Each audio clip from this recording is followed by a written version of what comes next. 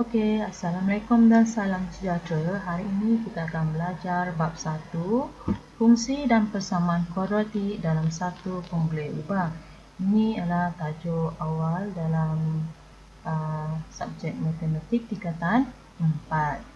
So, untuk hari ini cikgu akan fokus kepada konsep dan kita akan pergi kepada contoh dan kemudian kita akan cuba buat latihan. Okey, untuk konsep yang pertama, cikgu akan terus pergi kepada buku teks muka surat 3, iaitu apa maksud ungkapan kuadratik. Ungkapan kuadratik dalam satu pemboleh ubah ialah ungkapan yang kuasa tertinggi pemboleh ubahnya ialah 2. Secara generalisasi, bentuk am suatu ungkapan kuadratik ialah ax kuasa 2 tambah bx tambah c. Bermaksud kita boleh kata ax kuasa 2 tambah bx tambah c inilah rumus kepada ungkapan kuadratik. Apa maksud A, apa maksud B dan apa maksud C? A, B dan C ini ialah suatu pemalar. Pemalar itu bermaksud boleh kita letak nombor. Okay, boleh letak nombor 1, 2, 3 ataupun kosong, kecuali untuk kes A. A tidak boleh kosong. Kalau B dia boleh kosong, C pun boleh kosong. Manakala X itu pula ialah pemboleh ubah. X ini boleh juga jadi huruf lain, contohnya Y. Kita boleh tukarkan X itu menjadi Y. AY kuasa 2, masih juga pemboleh ubahnya kuasa tertinggi 2, tambah BY, tambah C. Jadi di sini A, B dan C ialah pemalar, pemboleh ubahnya ialah Y. Okey, dan pemboleh ubah Y ini kita kata dia satu pemboleh ubah kerana dia satu jenis huruf. Okey, dia tidak melibatkan huruf lain. Okey, kita lihat contoh. Adakah contoh ini memberikan kita contoh ungkapan kuadratik? Okey, contoh 1. Kita kena jawab jika ungkapan itu adalah ungkapan kuadratik dalam satu pemboleh ubah ataupun bukan. Jika bukan, berikan justifikasi anda. Justifikasi ini bermaksud berikan sebab anda. Okey, so contoh yang pertama A, 1A ni 2x kuasa 2 tambah 5. Adakah ini ungkapan kuadratik? Okey, kita ingat balik rumus ungkapan kuadratik ialah ax kuasa 2 tambah bx tambah c. Jadi jika dia dalam bentuk ini, memang dia akan jadi ungkapan kuadratik. Okey, yang kita perlu ingat ialah A tidak boleh sama dengan kosong. B boleh kosong, C boleh kosong. Jadi ini adalah A, ini adalah X kuasa 2 tambah 5. 5 itu merujuk kepada C kita. C ialah nombor yang tak ada X. B kita kosong. Okey, tadi saya kata B boleh kosong, C pun boleh kosong, kecuali A tak boleh kosong. Jadi untuk contoh A ini adalah ungkapan kuadratik.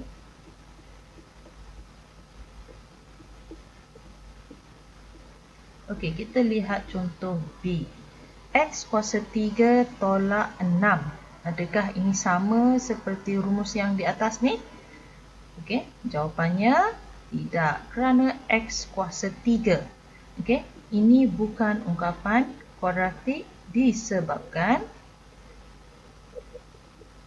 kuasa tertingginya 3.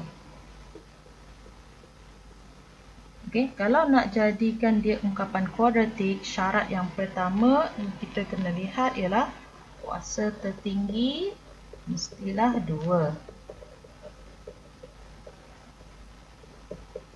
Kalau ada 2, maka kita dah tahu dia memenuhi syarat pertama. Syarat kedua mestilah nombor bulat. Kuasa itu mesti nombor bulat. Kalau dia kuasa nombornya melibatkan pecahan, maka itu bukan ungkapan kuadratik. Ataupun kuasanya melibatkan nombor negatif, itu juga bukan kuadratik. Okey, kita lihat C pula. Adakah ini ungkapan kuadratik dalam satu pemboleh ubah? Okey, kita lihat X itu kuasa tertingginya 2, betul. tetapi kita ada huruf lain, bukan satu je huruf kat sini, tetapi kita ada huruf Y, X dan Y. So bermaksud ini juga bukan, kerana ini adalah suatu ungkapan yang melibatkan dua pemboleh ubah, bukannya satu pemboleh ubah. Okey, untuk contoh D, 1/2 N kuasa 2, didapati bentuk ini sebenarnya AX kuasa 2.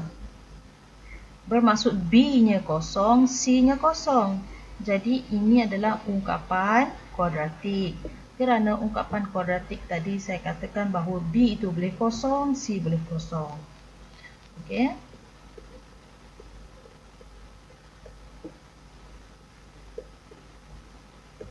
Dan seterusnya D, okey, X kuasa 2 ada, tetapi di sini kita dapati X kuasa 2 juga, tetapi dalam bentuk pecahan. Bentuk ini kita boleh nampak kalau kita tulis 2X kuasa 2 tolak 3. Yang bawah ini kita tukar di dalam bentuk X kuasa negatif 2. So, apa yang kita dapat di sini ialah kuasanya dalam bentuk negatif. Maka ini bukan ungkapan kuadratik. Dan F, okay, X kuasa 2, okey, betul dah. Tapi kat sini kita ada X pecahan, kuasanya pecahan. Ini juga bukan ungkapan kuadratik. Kerana sepatutnya ungkapan kuadratik, kuasanya hanyalah nombor bulat. Okey, so ini konsep asas yang kita perlu tahu. Kita lihat buku teks, muka surat 4. Okay, bila kita dah tahu rumus ungkapan kuadratik tadi ialah AX kuasa 2 tambah BX dan tambah C, maka kita boleh tentukan mana satu yang A, mana satu yang B dan mana satu yang C. Okey, contoh diberikan di sini dalam buku teks iaitu ungkapan kuadratik 2X kuasa 2 tolak 3X tambah 1 adalah bersamaan dengan, okey, kita boleh letak AX kuasa 2 sama kedudukan di sini, BX dengan 3X dan C ialah nombornya. Okey, maka A di sini ialah 2, B di sini ialah negatif 3, jangan tertinggal negatif sebab B di sini memang positif, tapi bila kita ada nilai negatif, negatif itu adalah merujuk kepada B. Dan C ialah 1. Okey, kita lihat contoh kedua, 2X kuasa 2 tolak 4. Bila kita susun dalam bentuk ungkapan kuadratik mengikut rumus, maka kita akan dapati bahawa 2 ini adalah untuk X kuasa 2. Okey, BX. Di sini X-nya tak ada, kawasan ni tak ada X, bermaksud B-nya adalah kosong. Dan 4 itu, negatif 4 ini adalah merujuk kepada nilai C. Okey. Maka kita dapat C ialah negatif 4, B ialah kosong dan A ialah 2. Okay, kita lihat contoh C pula. C adalah 1/2 AX kuasa 2 tambah 5X tolak 3/2. Okay, kita dah tahu ini adalah A-nya. Okay, ini adalah B-nya. Dan ini adalah C-nya. C ialah suatu nombor yang tak ada X dengan dia. Okay, so A kita boleh tulis 1/2, B ialah 5 dan C ialah negatif 3/2. Okay, kita lihat contoh seterusnya D. Okay, negatif X kuasa 2 tambah X. Okay, negatif tak ada nombor, bermaksud ini sebenarnya ialah negatif 1X kuasa 2. Tambah, ini pun tak ada nombor, bermaksud ini ialah 1X. Dan belakang ni tak ada nombor lain, bermaksud C-nya ialah tak ada, kosong. Okey, maka kita boleh tandakan A ialah negatif 1, B ialah 1 dan C-nya ialah C. Faham? Okey, contoh E pula diberikan negatif X kuasa 2 tolak 3X tolak 9. A-nya ialah, okey, sama juga. Di sini tak ada nombor, bermaksud ini sebenarnya ialah negatif 1X kuasa 2 tolak 3X tolak 9. Maka A kita boleh tahu di depan X kuasa 2 itu ialah A. So, inilah negatif 1, B ialah negatif 3 dan C ialah negatif 9. Seterusnya, kita pergi kepada ungkapan kuadratik yang terakhir, iaitu hanya ada 1/2 X kuasa 2. Belakang ni dah tak ada nombor. Bermaksud B-nya kosong, C-nya kosong. Okay, kita boleh tak siap-siap. B kosong, C kosong. Dan A-nya ialah nombor di depan X kuasa 2, iaitu 1/2. Okay, harap anak-anak jelas penerangan cikgu berkenaan dengan nilai A, B dan C. So, apa yang kamu kena ingat ialah mesti ingat bentuk asal rumus kuadratik AX kuasa 2 tambah BX tambah C. Dan sebenarnya A itu kita panggil sebagai perkali. Orang kata pasangan lah. Pasangan X kuasa 2. A ialah perkali X kuasa 2. B ialah perkali X. Dan C itu tak ada pasangan. So, dia single je. So, kita panggil C ialah pemalar. Okey, seterusnya buku teks, muka surat 5.